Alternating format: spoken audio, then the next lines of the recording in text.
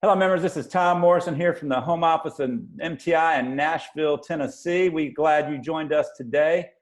Today, we're going to be talking about how to put on a great meeting virtually. I know many of you are hosting more meetings than ever with remote employees. You got customers that are not coming into your plants, and then you might be hosting educational sessions, and everybody learns differently. So today, we're going to talk about that.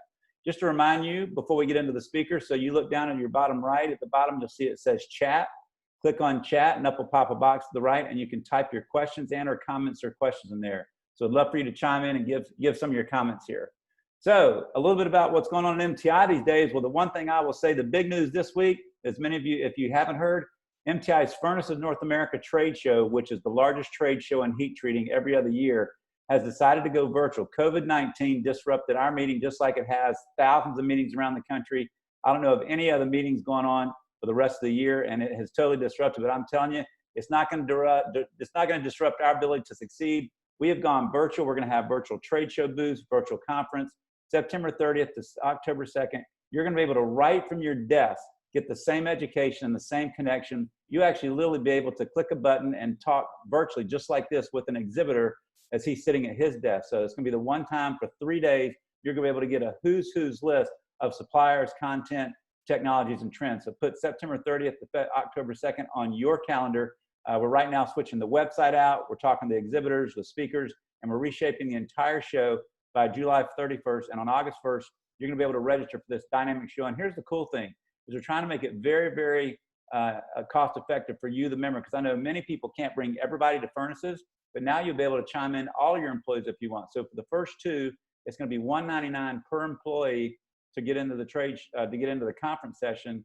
and then it's going to be $49 after the first two to put in everyone into that show. So you're going to have a good time to be able to get the people in there and get them the content they need. So now let's talk about virtual meetings in itself. Remote workers, meetings, customer appointments, all those things are now going virtual. And we have with us today Miss Teri Carden, who lives in the virtual world and has got a lot of experience in this area. So Teri, welcome to MTI TV and Heat Treat Live. Thanks for having me, Tom. I live in the virtual world. I'm not even a tangible person here. You're a real live avatar. That is awesome. We're glad to see that. So it's so realistic. So just so people have a sense of how you live in that virtual world, kind of give everybody a sense of who Teri Carden is and what your companies do. Yeah, sure, absolutely. So like Tom said, I'm Teri Carden. I'm actually in the same or similar close by town, Nashville, Tennessee, as to where MTI headquarters is. And I am the founder or co-founder of a software company called 100 Reviews. I have notoriously been known to create kind of different, edgy and fun in-person events. But over the course of the last 6 months or so, we've been reinventing the wheel to still bring that same element of edge and experience and high-level education, but mixed with fun in the virtual world. So I'm glad to be here with you guys today, and I hope you learn a little something. That's awesome. So Teri, let's talk about here we are in 2020. I mean, what is making virtual meetings so desirable to everyone nowadays? I mean, I know some people really like it and some people really love it, and there's some in the middle, but what's making them desirable for everyone nowadays? Well, I guess one of the arguments could be made that if you're not having a virtual event, you're having no event, right? Right. Because we're not getting together. The laws are not letting us get together. So essentially, if you're not providing a place for your clients to learn more about your products, you're not in a place where you're bringing the people who are interested in your services or your products in a place and engaging with them, there will be none of it because you can't get together. So virtual events essentially are a must right now. It's like a do it or die type of thing. So that's where we're at. So again, if you want to educate, you want to keep people informed of what you're doing, then you don't have a choice but to go virtual. But what's interesting and what we're really learning about virtual, and what we've been learning about virtual over the course of the last 3 years or so, but even more so now, is that 86% of participants report equal or higher levels of engagement compared to in-person events. Okay, that comes from a resource called Data Connectors.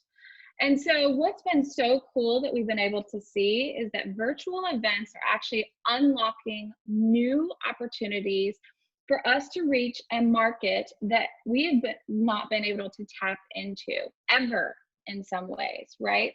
So I like to think about the market or the audience that might be listening to what we have to say, but is never able to engage with us in an in-person style, right? Think about the elderly person that just is not capable of being mobile. You know, think about the people that might not be able to, maybe it's a growing business, right? And the people in a growing business don't have the resources to send people all over the world to get education, or to send people all over the world to connect and to network. They realize it's important, but they're just not at that place yet. Think about people who have a pet or a child or a parent that they have to take care of, and so they have limitations on travel. We're actually able to reach an entirely new untapped market using virtual, and it's a really, really beautiful thing. We're also realizing, like, holy heck, like, travel was expensive, and running these virtual events was really expensive, you know, and it was really pushing people to spend a lot of time out of the office. And, you know, there can be a lot of costs, not only just with money, but with time too. And you know, it's kind of funny. Ultimately, we can control the weather inside of our own houses. We're not complaining about it being too cold or too hot. And so we can't really complain about the weather that's in our individual cities too much either, you know. But we have this huge conference. You know, what is a key factor in the conference being really awesome? The weather, right? Totally something that's uncontrolled. So we have a much more controlled environment, and we're able to reach an untapped market. And that is really what is so exciting about virtual events. Well, I think one of the things I've learned in the past 30 days is the embracing of it, because there is a total personality type, a total demographic group that totally says, you know what, I don't want virtual. I want a real, I like the in-office stuff.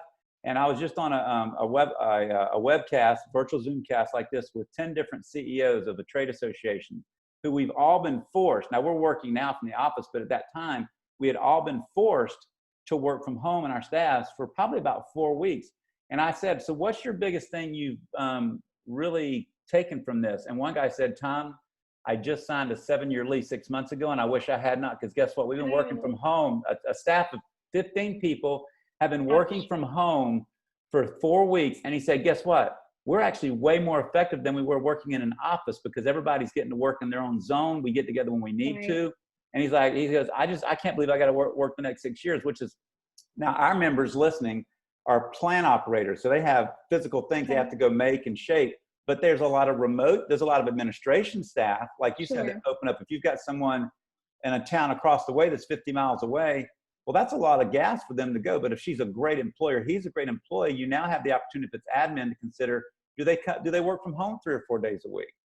So I think that's what's making it most desirable, is it's actually disrupting the workflow to say, is there a better way to do this where we're actually more effective and you can actually meet people's personal schedules? We've always talked about the younger generation, you know, about how they want more flexible work schedules, and they don't want to work by hours, they want to work by progress. And I think the virtual meetings, wouldn't you say that offers up that opportunity for people to be more flexible in how they do business? Yeah, I mean, absolutely. You know, I'd be lying if I told you I wasn't actually multitasking now. I work from home, you know, which is a whole another topic than virtual events, but relatable. Yeah, I've worked from home for 8 years now, and I can't imagine not running a load of laundry at the same time, or having a roast in the crock pot. For those of you that like that Southern cooking there, you know, going at the same time, I'm actually able to work, and I'm much more effective and productive. But what I will say this about the virtual environment, it's not something that is for everybody. And granted, this audience who requires a lot of people to be put on the production lines and in the manufacturing plant in order to produce these items, unfortunately, the nail lady told me, she's like, I can't do your nails over virtual, Teri. I was Right, like, right. darn, some things just aren't meant to be in the virtual world. But we are, to your point, we are in a place where we're considering and reconsidering what can be produced in this virtual environment and be just as effective while giving us all the benefits of the flexibility that we have in working from our home offices. Absolutely. So now that we kind of understand the why, and actually some of the whys, we've been forced to look at this, which has totally made it feasible for businesses to open up new ideas. So what are some of the types of virtual meetings one might host? I loved this question when you initially asked me, because I instantly started going, unlocking all of these ideas about how simple an event can be and then how complex events can be. And so I'm just going to rattle off a few. And if you stick with me here, I can share a story about a really cool event that I attended a couple months ago. So virtual meetings can be something as simple as a group chat, right? I mean, I'm a part of 2 different entrepreneur groups of, somewhere between 8 and 10 people. These are non-recorded chats or conversations that happen. They're not overly structured, but we learn so much from each other. Right. And again, going back to the benefit that this virtual environment allows for us to have, these groups consist of people from all over the world. Some of them are in Canada, some of them are in different countries, and I'm able to connect with these people on a really regular basis. And it's just absolutely amazing what has been able to evolve with our regular meetings together, getting to network with people and share ideas with people. So something as simple as like a group chat, right, where we can all see each other on the screen and have an open conversation. So real quick, going to that, what is the number one phrase you typically hear when you see someone you've never met before, but you've talked with them a lot on Skype or on email? What's the number one phrase people say when you see them? It's nice to put a face with a name, right? Or oh my gosh, you are a real person. Right. So this offers the ability to get that personal facial connection that really connects people and bonds them. So you're right on that, to getting together like that. I'm on like 2 or 3 of those types of groups myself. Yeah. And they can be really effective. Take that up a level, kind of the next type of meeting essentially that you could have. I would call it like a cohort. So other than it just being like a group that sort of just gathers for one particular reason to have an open conversation, you can actually design meetings to happen around a specific topic. Somewhat like you have here, where it can be produced in webinar format or format where it's a couple of panelists or one person talking, the audience perhaps asking questions. We can't see the audience. We hope that they're here. In my early days, whenever I would speak to an audience that I couldn't actually physically see, I would bring out my Mr. Potato Head, and I would actually present to Mr. Potato Head. But it is nice whenever we can be in a place where we can talk about a specific topic. We call that like a cohort or a special interest group, where it's a structured conversation. It's a meeting that happens. Right. It goes on the calendar, and you're talking about a specific topic to all kind of help each other grow. Take that up a notch. Then you've got like the traditional format of a webinar, right? You've got one talking head or a couple of talking heads. I would highly encourage, if you're thinking about doing a webinar, any kind of content that you've sort of always been used to doing and producing, I would highly encourage you to move to a format that's similar to this. I don't know how many of you that are here that are participating in this conversation, but people like to see people, and people like to be able to engage in a way that is less just like taking in all of the data, like death by PowerPoint, essentially, right? Like 19 bullets on a single slide. And after 1 hour, that conversation starts to, drone on, and it becomes really hard to focus and to process it. So I'd encourage you to think of a different dynamic, which is maybe a panel. Like switch up your webinar format and see kind of what that does for your audience.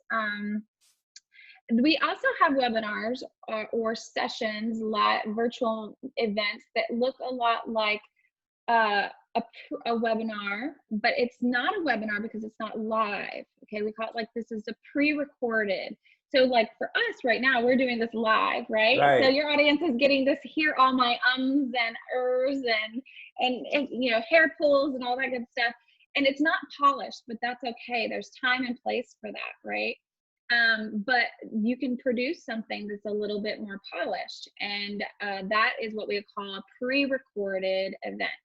So you get together with the content experts, and then you produce the content, and then you can have post-production. So you have the flexibility to kind of pull out and add in or edit or put slides over the conversation, so it produces a much more polished and more formal looking production piece. You might see this if you go to a big online conference where you have an opening keynote speaker, right? Right. We all kind of expect the open, and I'm sure your keynote speakers are just super dynamic, Tom, if I know your style at all. But we have a level of, your members have a level of expectation for that keynote speaker, right? Like Right. there's a level of production that has to be made in order for them to be wowed.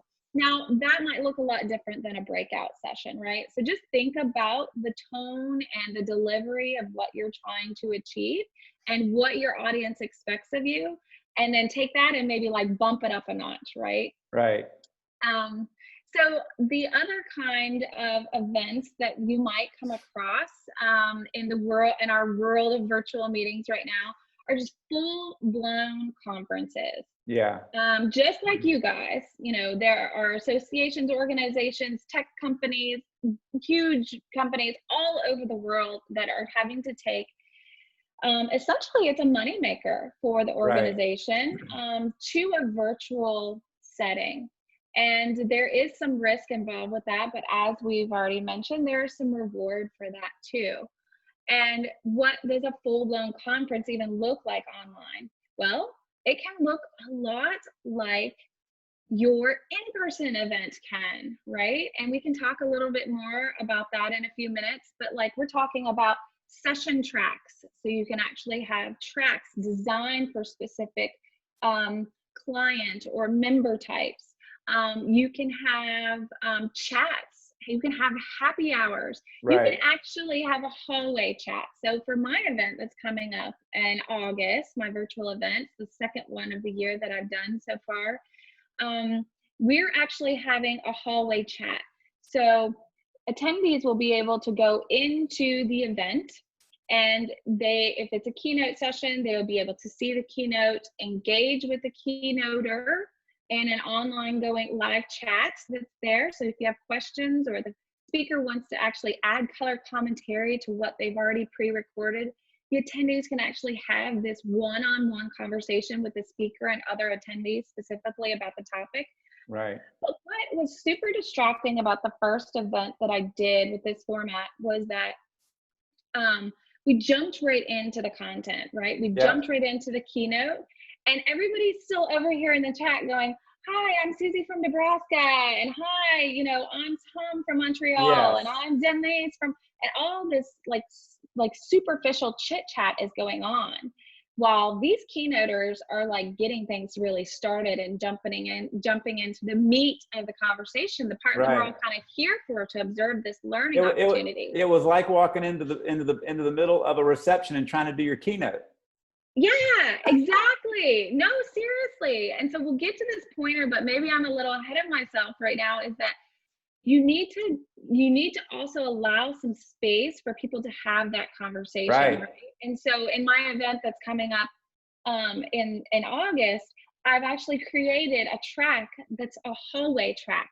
So people can actually, if they don't like what's happening in the keynote or the breakout session, they can just excuse themselves and they can go chat with somebody or video chat with somebody that's in the hallway. So my point here is that we can still have full-blown conferences. They're not going to be exactly like an in-person conference. I'm a Southern girl. I like to hug, okay? I'm a big hugger.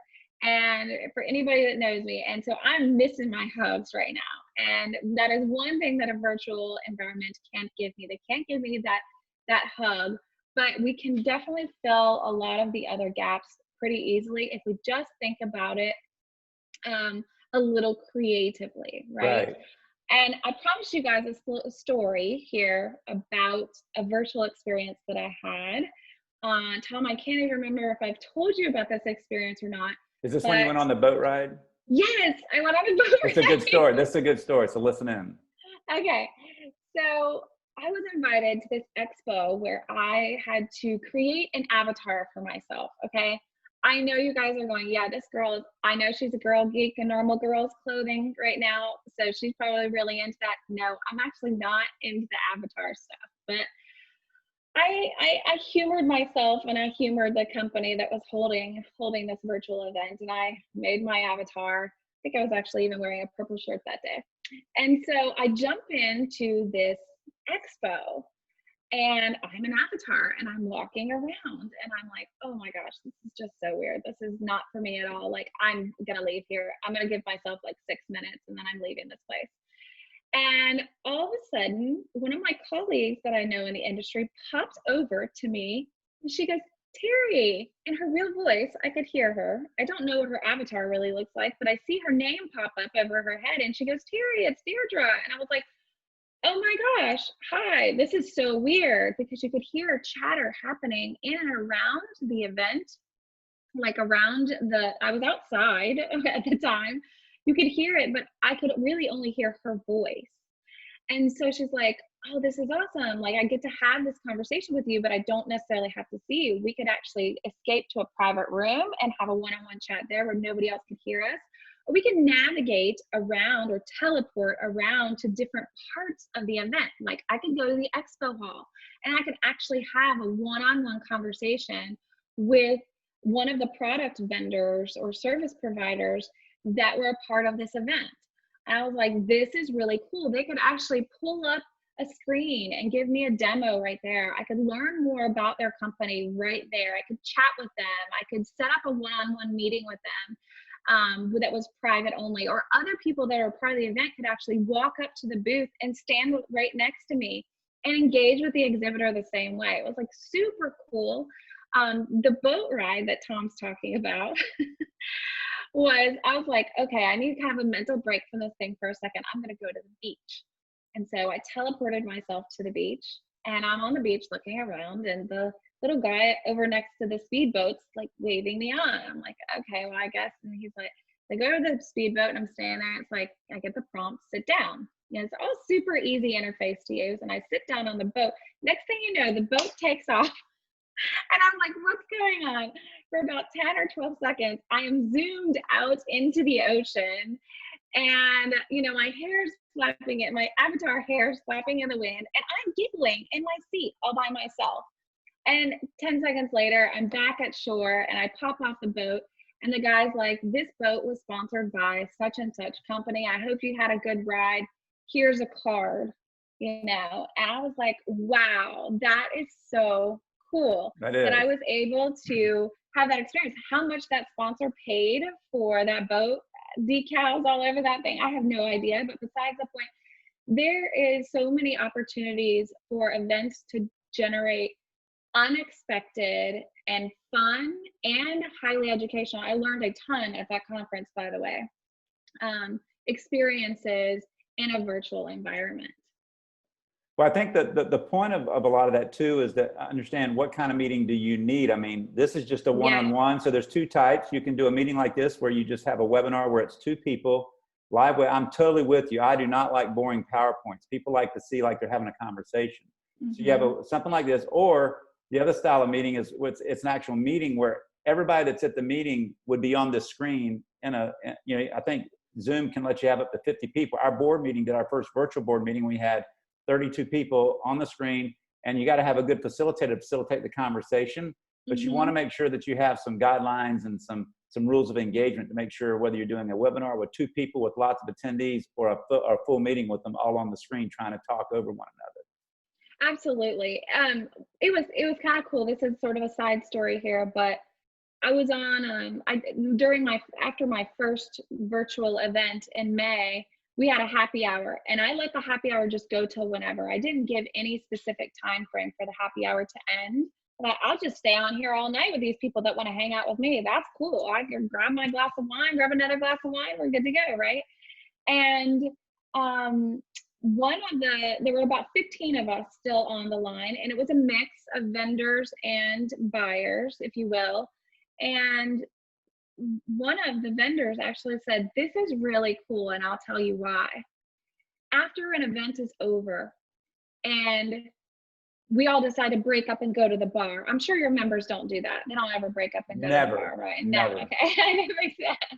So after we break up and go to the bar, I might go with maybe 2 or 3 other people and have a conversation. And I might get close to closing a deal. I might not. But right now, there are 15 of us on the line, and you guys all just attentively listened to what I had to say for the last 2 minutes. And he's like, this doesn't happen Right. in an in-person environment. I don't have the undivided attention of 12 to 15 people in a setting after the event is totally over, And I thought that is really cool. The other thing that came out of that happy hour, and then I'll shut up and we can go on to the next question. As you can see, I can kind of talk about all this stuff ad nauseum here.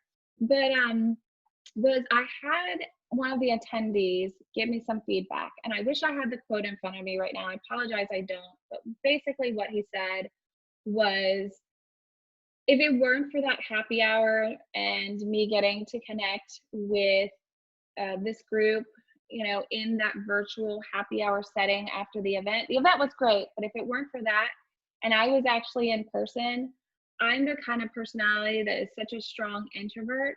I would have probably found a corner in a dark room and not engaged with anybody. So thank you so much for the virtual happy hour afterwards. Right. And I just remember thinking all the way back to one of the top points that I was making is we're reaching a market, we're reaching an audience that it could possibly be untapped for in-person events. And you're really reaching people in a capacity that makes it easier for them to engage. It's kind of more on their terms, Right. and a lot less on our terms. So I think to summarize that section would be, because we have people listening in that's going to host a meeting just for their 10 employees. We have Sure. people that's going to host an educational session for their customers around the country, or they might put on a larger conference. But at the end of the day, for all of them, I think what we're hearing is what is the purpose of your event? What do you want the outcomes to be? What is the right style to take the purpose and make the outcomes? And then how can you engage the attendees at a level that keep them glued into the TV? Because the next question is going to be, what are some of the common mistakes made? And I know one of the ones I signed up for a conference, a virtual conference. I've never been to a conference virtually. I've been to webinars, but not a conference. So I signed up for this and I said, you know what, I'm going to go at this full scale as if this is just like a live meeting, because I want to see where it misses the boat, if there is one. Or does it get me the excitement and engagement that it does? And when I got on the conference, I saw some people I knew and I started chatting with them, but then the content came on. And what was disappointing is you got to have a reality that the content, I mean, it's different watching a engaging keynote on stage, all over the stage, coming to the stage, grabbing your attention, and you got his PowerPoint stuff, versus watching 2 or 3 people on the screen do the same thing. It's not bad, it's just different. So I think you want to have one of the mistakes people make, I think, is really believing that a virtual environment is going to be just like a live environment. So kind of pick up on that. And what are some of the mistakes that you've made doing yours, or what you're hearing people make commonly in these? Yeah, sure. It's a good question. We have to learn from our mistakes and the mistakes of others. I recently was invited to speak for a conference in California. And I'm on Central Time. California is obviously on different time zone than me. And so my session is at like 6:30 at night. So we'll see how that's going to go. But to my point, it just in the reverse, like we might be, whoever the member is here that is going to have the educational event, think about time zones. Where are your attendees coming in from? And what this is going to do is this is going to affect when and how long your events go on. So for my event that's happening in August, it normally would be a 1-day event in person, right? Everybody comes in, we do 8 hours of content, about another 8 hours of a lot of fun and happy hour. Just kidding. Yeah. Really more like 2 hours of happy hour and fun. Right. But and then we all go our separate ways.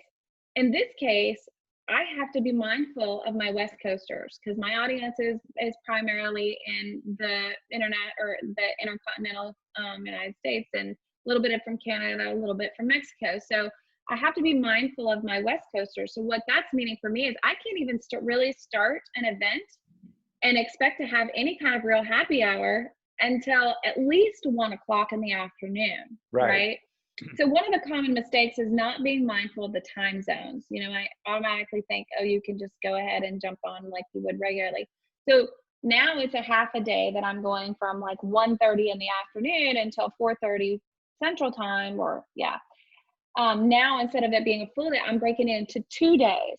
So it's 2 days of the afternoon so I can accommodate my friends in California and on the West Coast. And then they just get to have happy hour a little earlier than me. Right. Well, that's a very pertinent point, though, for our members listening, because we do have some members that have people in, you know, they're based in, let's say, South Carolina, and they have a plant in California. So if they're doing employee training of any type, you got to start at noon because it's only 9 o'clock over there. So that's a huge point that we got to take. When we were looking at Furnace's schedule, I was thinking, let's start at 9 o'clock because you're used to everybody being there at 9 because the West Coasters came to the East Coast. But now somebody said, Tom, it's at 9 o'clock at 6 a.m. for those. They're not going to be up. They're going to be getting breakfast. So we had to totally shape our mindset and say, okay, so you're right. You do have to go 2 half days instead of 1 full day. Well, take it up a level and think about organizations, companies that are entertaining an audience that's international. Yes. And on a webinar I was on recently, somebody said, how do you accommodate that? And I said, you host 2 completely different events depending on the number of constituents or the number of people in your audience that are on the exact reverse schedule. You know, if you've got a lot of people's attention in Australia and you've got a lot of people's attention in North America, you just have to compete. Like, you have to figure that out. You know, you might be holding the same exact content 2 times over, right? So not hitting the record button. Yes, that's a huge mistake. That is a common mistake. Okay. And I can't even tell you that how many times I've been a part of a conversation where I had the power over the record button and I didn't hit record, even though it was a small meeting. Now, granted, everybody that's a part of the meeting, you want to make sure that they're okay with, or, you know, that they authorize that you can hit that record button. Because if it's an environment where you want to be, you know, we're talking about sensitive information or something like that, you would never want to hit that record button and have that, you know, held. But don't be afraid to just ask the audience, like, and don't be afraid to have somebody that's going to be there with you to remind you to hit the record button. As a matter of fact, just yesterday, I was listening to a podcast and they opened with, oh my gosh, you know, we did this podcast already one time. This is the second run because the host forgot to hit the record button. So it happens to the best of us. So don't forget to leave yourself a note to hit that record button. Time zones. Thinking that a virtual event or producing something online doesn't take much work. Let me tell you. You mean you just don't hit record and go? Yeah, no, there is a lot of preparation that comes around producing these virtual events. You need to prepare the communications, you know, in advance. You need to be familiar with the technology. In a lot of cases, if you've got multiple people involved producing the content, you've got to have them trained on how to use it. People that don't use these technologies every day, you can't assume that they know how to use it. So don't be afraid to have something as simple. Let's pretend it's me and you, Tom, even. And I'm not familiar with Zoom, or you're not familiar, if you don't even know if I know Zoom or not. Maybe what we would have done is we would have had a pre-meeting that said, hey, here's how you familiarize yourself with the system. whoever is coming in on the as a content person, as a leader for the Right. conversation, they need to come in early. Okay. Yes. These are all super 101 items, but it can generate big mistakes if you don't take advantage of thinking ahead a little bit. It does take a lot of work to produce a virtual event, so don't underestimate that. Give yourself plenty of time. Well, I think a huge assumption we make is that the other person on the other side of the fence has been on these a lot, and they've only been on one, and it went very shaky. So one of the big mistakes I think, and I learned this early on, is to not do a little 5-minute technical check-in where you get together 2 days before the meeting or a day before, and you just do 5 minutes worth of doing this to make sure, Yes. just to see if their internet works well. Mm-hmm. To make sure it's not intermittent internet. But I think you always want to do a 5-minute technology check with whoever you're going to have on the speaker, whether it's a customer, an employee, if you're presenting in any way, just to make sure that everything connects right and everything flows right. Because I've literally I've done that. I've not done that one time, and it literally 30 seconds before we figured it out. But man, you're sweating and everything's going, and you're thinking this isn't going to happen. So yeah, I think a best practice is we're going to get to in a few minutes is make sure you do a technology check for 5 minutes a couple of days before to make sure just it all flows. Exactly. And to that point, and we talked about this before we even hit that record live button earlier, was that Zoom, if you're using Zoom as your platform for producing this information, Zoom is releasing updates all the time. As a matter of fact, one of the ones that they just released has to do with bandwidth. So what they do is they can spike up the ability for the bandwidth to be better, or they can throttle it down, right? So if it's a meeting that's not recorded, if it's a meeting just between a couple of individuals, they can actually throttle that bandwidth way down, and you might be going, oh my gosh, there's like a warbly line of communication. But the second you go live and participants start jumping in, basically what could happen is your bandwidth could go up because Zoom is accommodating for the type of event that you're going to have. And so it's just good to be prepared for, all those kinds of things. But don't be afraid of it. It's okay. And that's another thing right now is that, you want to plan for what could go wrong, right? But at the same time, there's so much grace and forgiveness in this universe right now because this is new for almost everybody, right?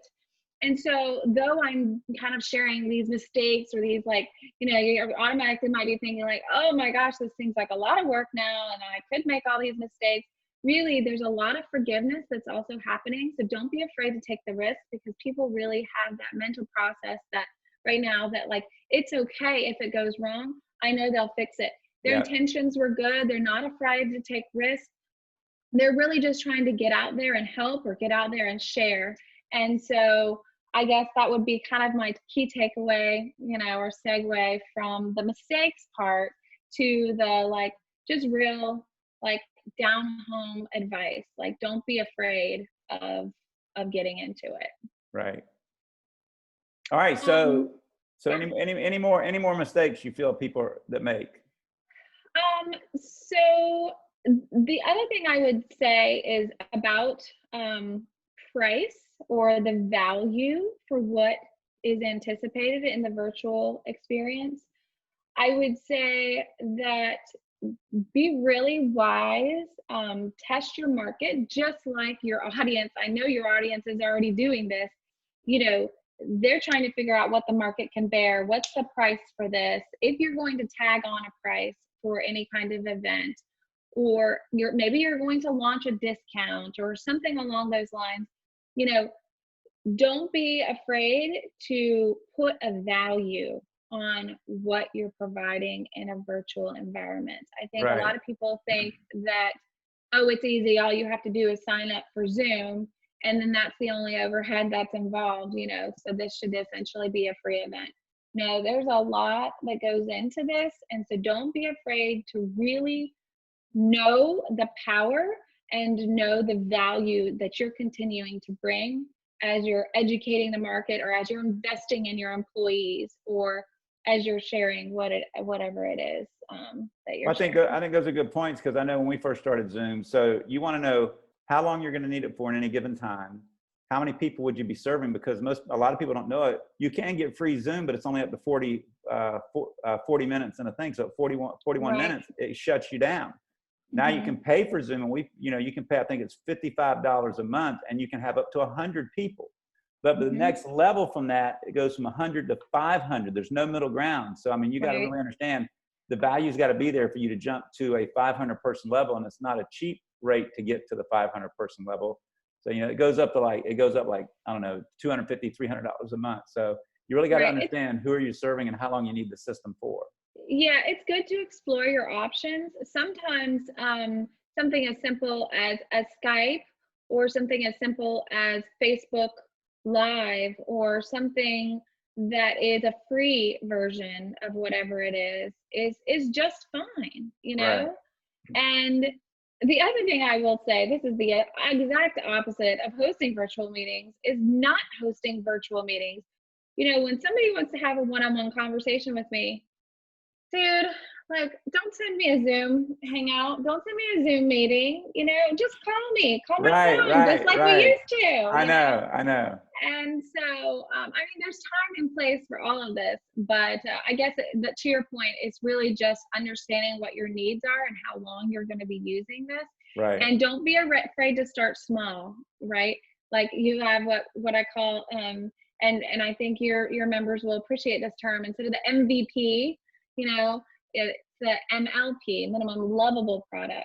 Right. And as you grow, whatever it is, maybe it's your communications with your employees, or as you grow, whatever offerings it is you're making to your clients, then grow the need that you have for the platform itself, because it can get expensive. Yeah.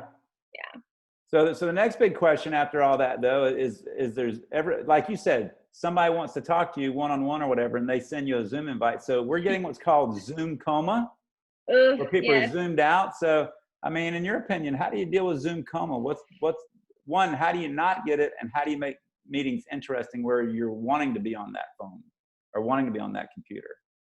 I'm sorry, what'd you say, Tom? No, I'm just kidding. You just tune out. No, you make a great point. Zoom fatigue, or this virtual experience fatigue, is a real thing. I have people who haven't quite figured out their virtual meeting boundaries, okay? Just like we have boundaries in a lot of aspects of our lives, we need to have boundaries around how much people are getting access to us, okay? Because essentially what's happening right here is you having my undivided 100% attention. And so do all the people that are listening live right now. And vice versa. Hopefully we have their undivided attention too. But at the same time, like, that is expensive. Yeah. Like, that can be very expensive. And so what is happening is people have gotten so excited about all these meetings, like, oh, I can see your nonverbals and you can see mine, and and there's no downtime, right? Especially, I don't know, I'm guessing that your members are probably like all walks of the manufacturing plant, from admin all the way, right, to those that are walking around the room. So I would say, like, depending on who you are, like, a conversation like this, where you actually get to go to the lunchroom, or go sit outside on a bench, or like engage with an audience that's not the loud, noisy equipment in the manufacturing plant, is probably a nice reprieve, right? But maybe you're in the admin level and you're just like being inundated with virtual meetings. I would say just be okay to have a phone call. Right. Okay? I have a buddy who we have a standing meeting every Wednesday.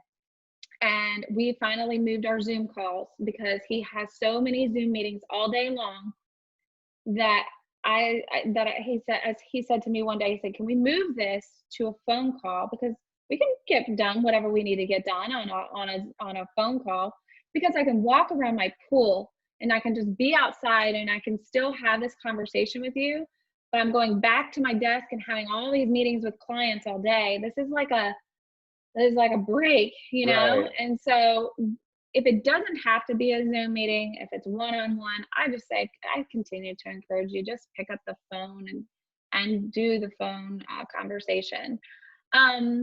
So let's talk about though, like how to, if you have to have this virtual environment where we're Right. looking at each other and we get to see all each other's nonverbals and we have each other's undivided attention, like how can we keep that, right? Like as Right. you said, people are just like tuning out, like doo doo You're doo. looking at their eyes, and the guy's like, well, my camera's over here, but he's really not paying attention to you. Yeah, exactly. And it's funny because have you seen that video where it talks about the different kind of Zoomers? You've got like the person that's drinking all the time. Yes. You got the person that's like walking around the room all the time. They're taking the computer to like all the different parts. Even some people have gone to the bathroom. That's a little scary. You've got the ones who have like the pets that come and like sit on their desk, or there are all these kinds of like Zoomers, if you will. Which kind of, that's just a more entertaining side of things. But Well, that leads me to a quick story on that. Everybody listening to this, always understand in a Zoom call in one of these, and you're a drinker, I can tell.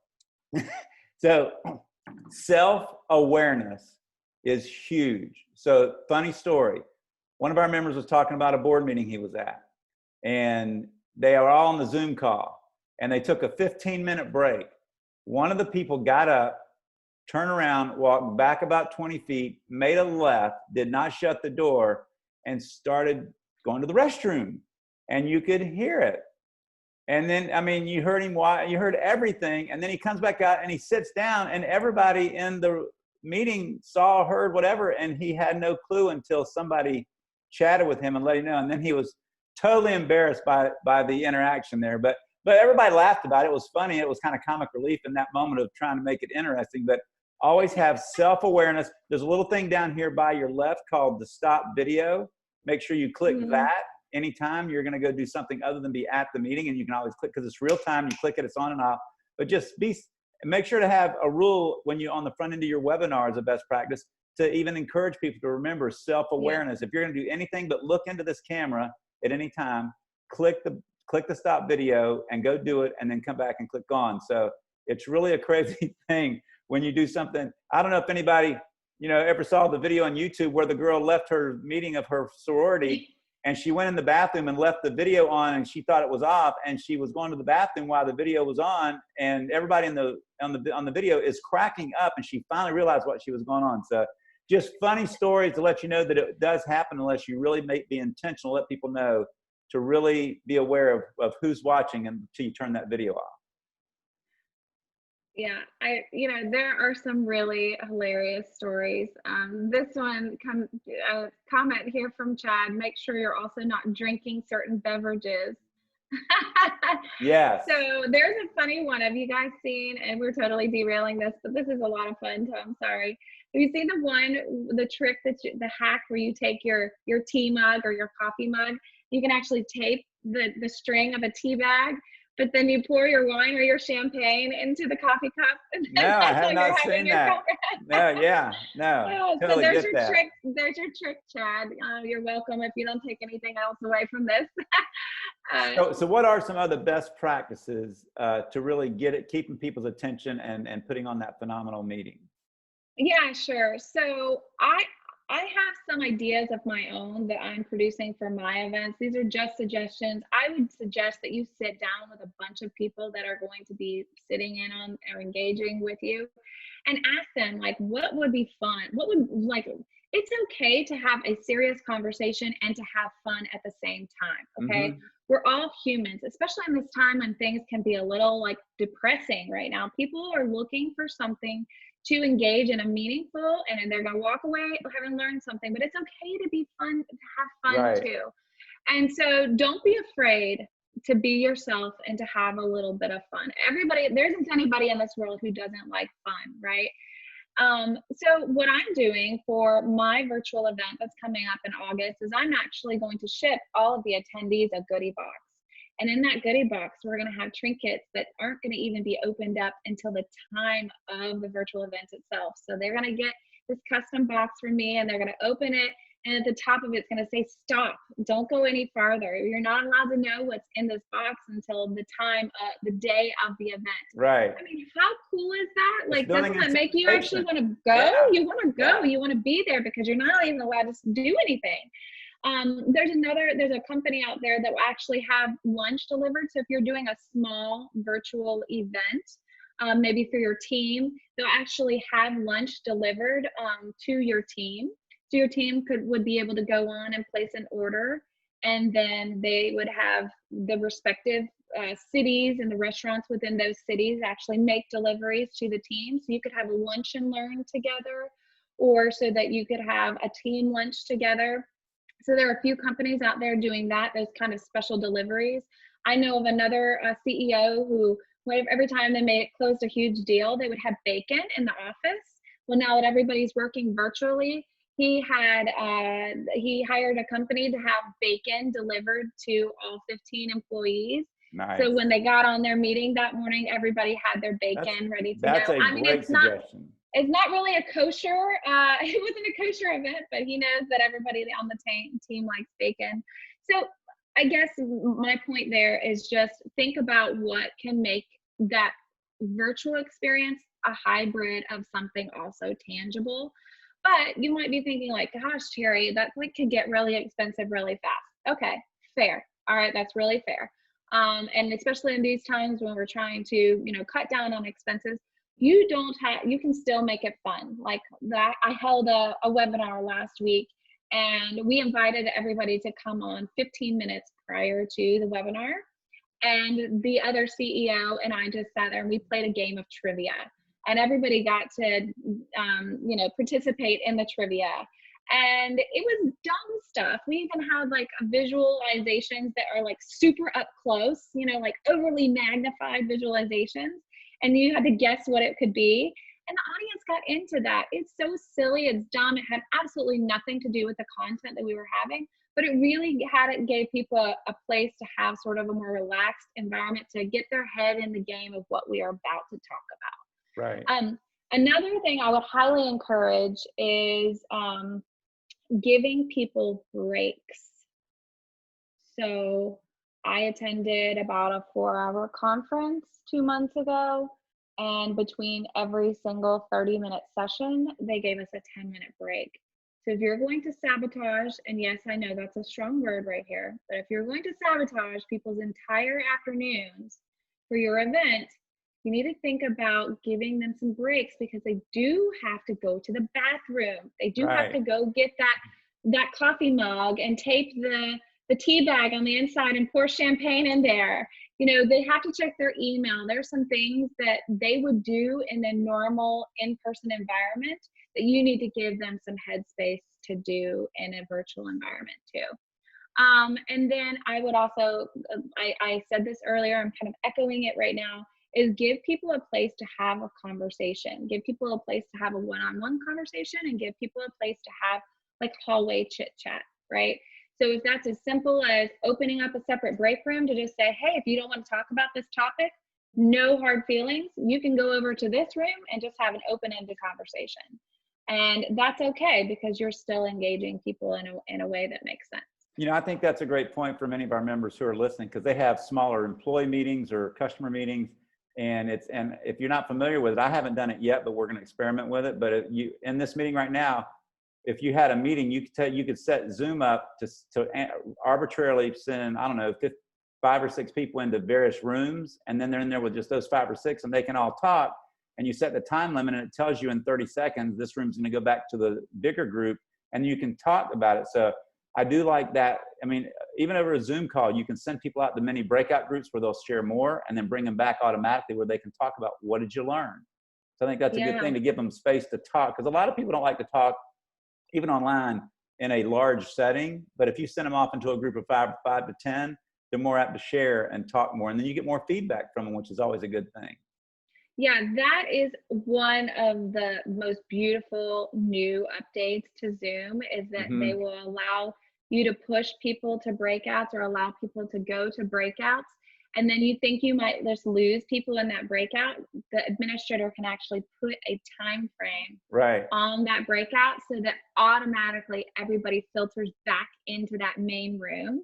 And I think that's super cool. A quick story. There is a girl, gosh, it might have been Huffington Post that this was written about. She was having a birthday during COVID, and she's like, I normally throw this huge birthday party, and it's an event, it's a virtual event, and I normally have this huge birthday party, and I'm just so sad people can't get together. So she said, come to my mansion, was basically the invite. And the invite was, come to my mansion. And she's like, the philosophy behind this was that you don't come into my mansion and you stay in the lobby, right?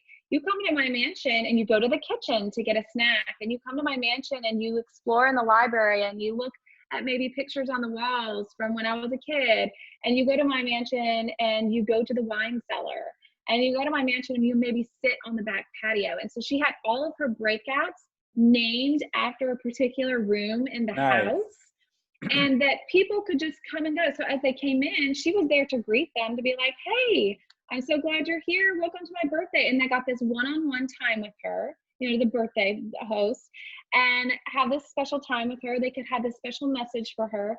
And then she would say, okay, pick a room, go to the wine cellar, go to the backyard, or, you could go play a game even, I think, in the backyard or whatever. Right. And just like people would do a real party, people were able to just come and go whenever they wanted. But she was also able, when they do a big toast toward the end, she was able to bring everybody back into one room so they could all have a toast together. And after the party was really going, she was also able to bounce herself into each of the rooms and see what people were doing and be a part of the conversation. So there are not that many limitations to how the level of fun that you can bring to your online events. Awesome. We're coming up on 4 quick minutes. So what is kind of a lasting thing that you would say to everybody about if you're gonna take away one big thing, take this home with you and make sure to keep this in mind?